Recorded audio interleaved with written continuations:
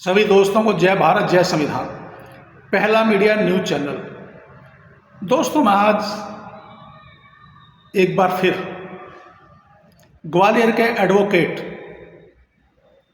अनिल मिश्रा के ऊपर वीडियो साझा कर रहा हूं, क्योंकि आप लोग देख रहे होंगे कि ग्वालियर के हाईकोर्ट वकील अनिल मिश्रा B.R. अम्बेडकर के ऊपर अनाप शनाप और भद्दी टिप्पणियां करके सुर्खियां बटोर रहे हैं और डॉक्टर B.R. अम्बेडकर के बारे में न जाने क्या क्या कह रहे हैं सोशल मीडिया पर। तो मैं आज एडवोकेट अनिल मिश्रा को डॉक्टर B.R. अम्बेडकर के बारे में ऐसी जानकारियां दूंगा जो शायद मुझे लगता है कि एडवोकेट अनिल मिश्रा को नहीं है। मगर दोस्तों, उससे पहले मैं हमेशा की तरह आप लोगों से अपील करूंगा कि यदि आप लोगों ने मेरा पहला मीडिया न्यूज चैनल सब्सक्राइब नहीं किया है तो जल्दी से सब्सक्राइब करें, लाइक करें और दोस्तों कमेंट्स तो जरूर किया करें। तो एडवोकेट अनिल मिश्रा जी, जैसे आप भारत में तो डॉक्टर B.R. अम्बेडकर के ऊपर अनाप शनाप बातें बोलकर, भद्दी भद्दी टिप्पणियां कर कर और यहां तक भी आप कह रहे हैं कि भारत का संविधान डॉक्टर B.R. अम्बेडकर ने नहीं लिखा है, भारतीय संविधान तो B.N. राव ने लिखा है। तो एडवोकेट अनिल मिश्रा जी, आप जो यह अनर्गल बातें कर रहे हैं, इससे एक इशारा तो साफ होता है कि क्या जब भारतीय संविधान लिखा हुआ था, क्या उस समय डॉक्टर B.R. अम्बेडकर के साथ जो भी हिंदू और हिंदुत्ववादी लोग या जो मनुवादी विचार और विचारधारा के लोगों का जो एक बहुत बड़ा समूह, एक झुंड था, इसका मतलब क्या वह सभी अनपढ़ थे? जो उस समय डॉक्टर B.R. अम्बेडकर ने यह कह दिया कि भारतीय संविधान मैंने लिखा है और उन्होंने मान लिया इतनी आसानी से, इतनी सरलता से, तो जरा सोच समझकर बोलिए। चलिए, आपने भारत में तो, अपने देश में तो खूब सुर्खियां बटोर ली B.R. अम्बेडकर के बारे में अनाप शनाप बातें करके, भद्दी भद्दी टिप्पणियां करके। अब मैं आपसे एक प्रश्न करता हूं कि अपने देश में तो आप जो भ्रांतियां फैला रहे हैं उनको कोई नहीं मान रहा सिवाय एक विचार और विचारधारा के लोगों के अलावा, मगर जो विश्व है, जो B.R. अम्बेडकर को सूर्य कहते हैं और यहाँ तक कि कहते हैं कि यदि भारत के पास कोई ऐसी वस्तु है जो हमें कभी लेने की आवश्यकता पड़ी तो वो डॉक्टर B.R. अम्बेडकर द्वारा लिखित भारतीय संविधान है। तो मैं अब आपसे एक अपील करूंगा कि आप कम से कम, चलिए विश्व तो नहीं, कम से कम कोलंबिया यूनिवर्सिटी, कोलंबिया सिटी देश में तो जाकर अपनी ये जो आप लोग जो भ्रम फैला रहे हैं, कोलंबिया में जाकर आप क्या करिएगा? वहां पर भी जाकर शोरगुल मचाइए। सुनिए ध्यान से। B.R. अम्बेडकर ने 1913 में कोलंबिया यूनिवर्सिटी से राजनीति विज्ञान में ग्रेजुएशन किया था और 1916 में अपने शोध के लिए सम्मानित हुए थे। 1927 में उन्होंने कोलंबिया से PhD की। उनकी आत्मकथा का एक अंश यहाँ पढ़ाया जाता है और 1952 में उन्हें कोलंबिया विश्वविद्यालय से डॉक्टरेट की मानद उपाधि भी मिली थी। कोलंबिया यूनिवर्सिटी में अंबेडकर के योगदान।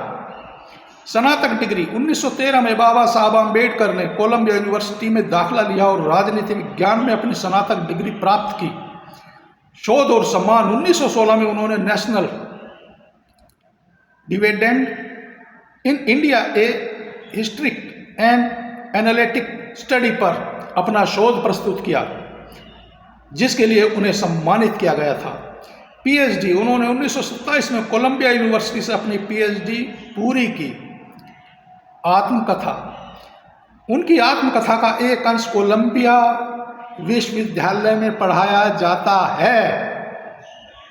डायरेक्टरेट की मानद उपाधि 1952 में उन्होंने कोलंबिया विश्वविद्यालय द्वारा डायरेक्टरेट की मानद उपाधि से सम्मानित किया गया था। प्रतिमा यानी कि statue Hellman social sciences library के अंदर तीसरी मंजिल पर उनकी एक प्रतिमा है, लगाई गई है। तो अब मैं आपसे कहता हूं कि चलिए, हमारे देश में तो आप जो भ्रम फैला रहे हैं, जो अनर्गल बातें कर रहे हैं, मैं तो यहां तक भी कहूंगा कि क्या इतने वर्ष तक जो विश्व और स्वयं हमारा देश डॉक्टर B.R. अम्बेडकर को भारतीय संविधान रचयिता मानता रहा और जिनको भारत रत्न से भी सम्मानित किया गया, आखिर आप लोगों की, भाई आप लोगों का कहना और कहना क्या, मैं भी मानता हूं, क्योंकि जो भी आज तक भारतीय इतिहास में लिखा गया है पिछले 5000 वर्षों से, वह सब आपने ही तो लिखा है। क्योंकि SC ST और OBC को तो लिखने पढ़ने की इजाजत ही नहीं थी।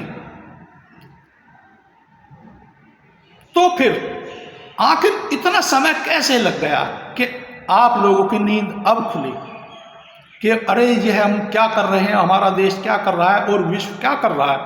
आखिर यह सभी देश और हमारा देश डॉक्टर B.R. अम्बेडकर को संविधान रचयिता क्यों मान रहा है? बहुत देर से आंख खुली आपकी, जरा सोच समझकर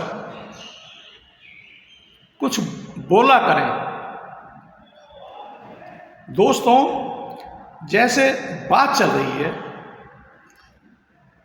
ग्वालियर के एडवोकेट अनिल मिश्रा के बारे में, जो B.R. अम्बेडकर के ऊपर न जाने क्या सोचकर, क्या समझकर एक मुहिम चला रहे हैं, जबकि हमारे देश में एक ऐसा लॉ, एक ऐसा कानून है कि जो भी कुछ अनर्गल या गलत बात करता है तो उसके ऊपर सजा का प्रावधान है। मैं आप लोगों को पढ़कर सुना देता हूं। जो भी मनुवादी है सोचता है कि बाबा साहब अम्बेडकर का अपमान करने से वह बच जाएगा या कोई कानून नहीं है, तो आंखें खोलकर देख लो।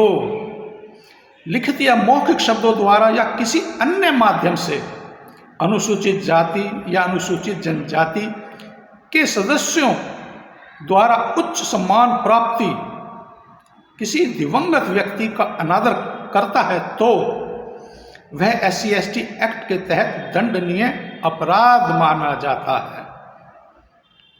जी हां, तो फिर आखिर 2-3 महीने से एडवोकेट अनिल मिश्रा B.R. अम्बेडकर के ऊपर इतनी भद्दी भद्दी टिप्पणियां, इतनी अनर्गल बातें, यहां तक के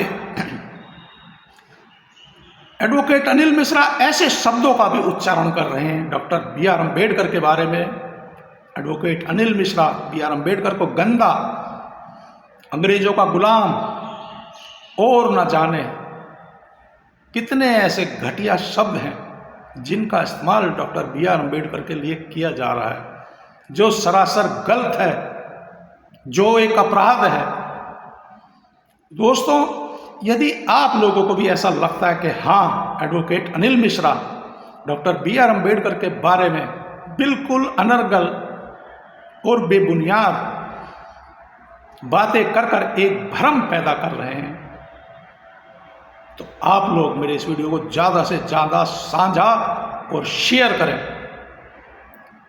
और अब अंत में एक बार फिर सभी दोस्तों को जय भारत, जय संविधान, पहला मीडिया न्यूज़ चैनल।